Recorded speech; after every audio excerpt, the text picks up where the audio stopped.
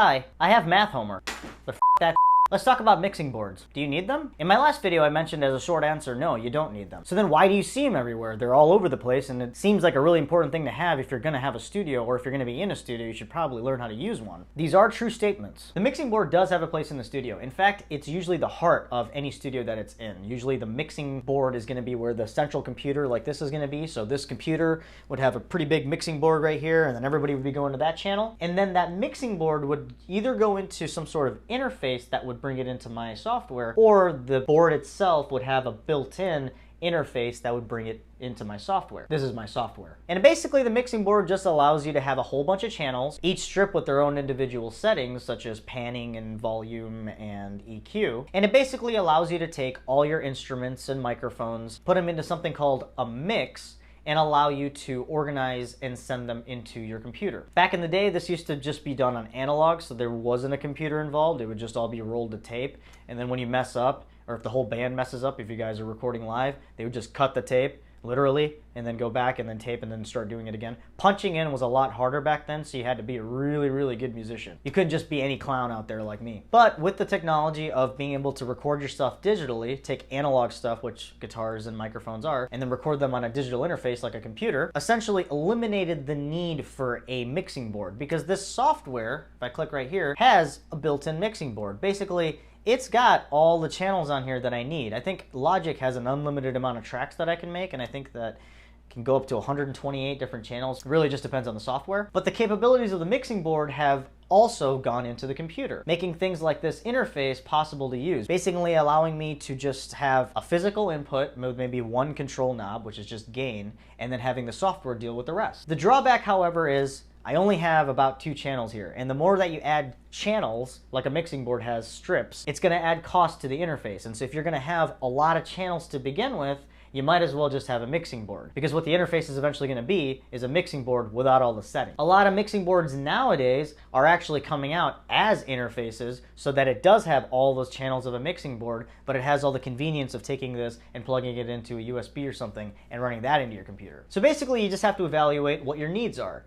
If you plan on recording bands, if you plan on recording a bunch of people at the same time, a bunch of things at the same time, you can't just get away with recording 1 or 2 people at the same time, then you're probably going to have to invest in a mixing board and get hip to it. However, the mixing board is no longer such an integral part of recording that recording is now possible for so many more people. They make interfaces just like this so that you can record on an iPad or even an iPhone and have all the capabilities that you used to have back in the day and you needed a whole studio for. If you happen to be a drummer, you probably want to invest in a mixing board, because you're probably going to be using a minimum of 5 mics anyway when you're recording drums, if you want to do it properly, if you want to actually have a fully mic'd kit. Let's jump onto the computer and check out a few mixing boards and interfaces and see what might be right for us. So you see I've got my DAW open here. I use Logic Pro 10, and you'll see I've got my track right here, and right over here you'll see I've got my virtual mixing board. This is basically what each track I get up here is going to assign a channel down here onto my virtual mixing board. So you can see as many as I put, I can do so many, and then eventually as much as my computer can handle, and each one is just going to be assigned to its own track, and then I can have its own input, and then I have all the features that I need of a mixing board. The problem is, physically, meaning on my interface, I only have 2 inputs, meaning I can only really get 1 guitar, 2 guitars, a guitar and a bass, maybe a microphone and a guitar, only 2 things going in at the same time and record. So I can have as many channels as I want on here. I'm not physically going to have all those channels. That's where an actual mixing board is going to come in. See, if my interface would just have all those inputs that I would need, let's say 15, 16, 24, all the ones that you see right here, that's going to add cost. And what an interface essentially is basically a mixing board without all the features on each channel strip. It just gives you the physical input and maybe a gain knob. When you do add all the extra features of an interface, it just makes sense to have a physical mixing board, because it'll give you just a few more features per channel. But since we move far in technology and companies compete with each other, there are a lot of options out there, and it could very well be that you're better off with just an interface with a lot of inputs, and a mixing board is still unnecessary for you, even if you need a lot of inputs. So let's look at cost. I'm going to just go on sweetwater.com here. I don't really have a bias towards them or anything. It's just one of the sites that came to my head first. Let's check out some audio interfaces. Now here you're going to see there's already a whole bunch of different types of audio interfaces, and these are all just going to cost different. But let's look at USB audio interfaces, which is usually the cheapest type. You can see here for about 150 bucks, I have this one.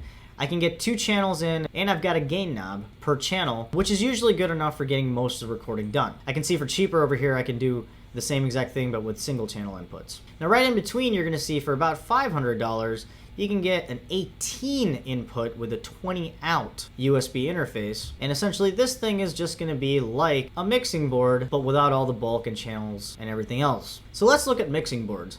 Obviously these are gonna be the more expensive of the two when you really start adding features inside of it, but let's really look at how much it'll cost to just get 18 channels. Now I know that there are gonna be other interfaces that are probably gonna have more channels, and they're probably going to be cheaper, but let's just do this for sake of argument. We look at a comparable digital mixer and go ahead and say we want 18 channels on there. And you can see I've got some options here which are pretty comparative in price. See, you've got a Behringer mixer over here that's $450. You've got another one by the same company, it's about $600, but these are true mixers. These are actual digital mixers that allow you to go into your computer but actually give you the different one. Now you see something right over here. You're going to see that this 16 channel mixer over here, this looks just like an audio interface, right? What's the difference between this thing and having an audio interface? And the answer really is not very much. This thing right here is basically going to be just like an audio interface.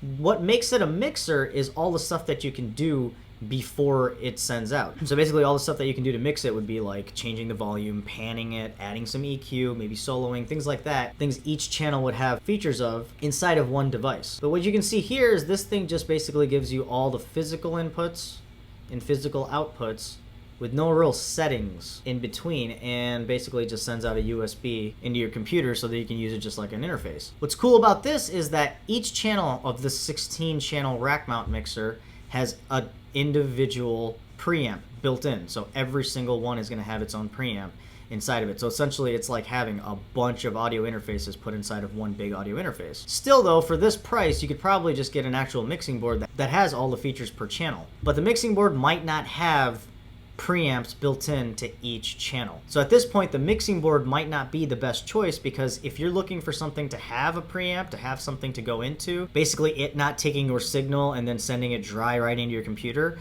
then you might want to have an audio interface that actually has preamps built in to each one of the channels. You might not have all the control that you have per channel like you would on a mixing board, but you would have an individual preamp inside. A mixing board is going to rely on you to either have a preamp if you need one, or add one after the fact. Mixing boards with preamps are just going to cost that much more. This thing's $800. Now with some of these extremely expensive mixers, there could be preamps built in. So you might just be getting an audio interface and a mixer built in together, and it'll just be able to go straight into your computer with no issues. But then of course you're spending a lot more money. God, look at that mixer. I would mix some songs on this motherfucker. About 90 grand though, which means I'd probably have to get everything else separately, which means that I wouldn't be able to move into a house. But that's okay, because this thing would be really awesome to record on. And then I would just use all the money that I make off of that to get a house. So I think it would just pay for itself. Or I could be cheap and get a comparative audio interface. I don't know, there's a lot of decisions.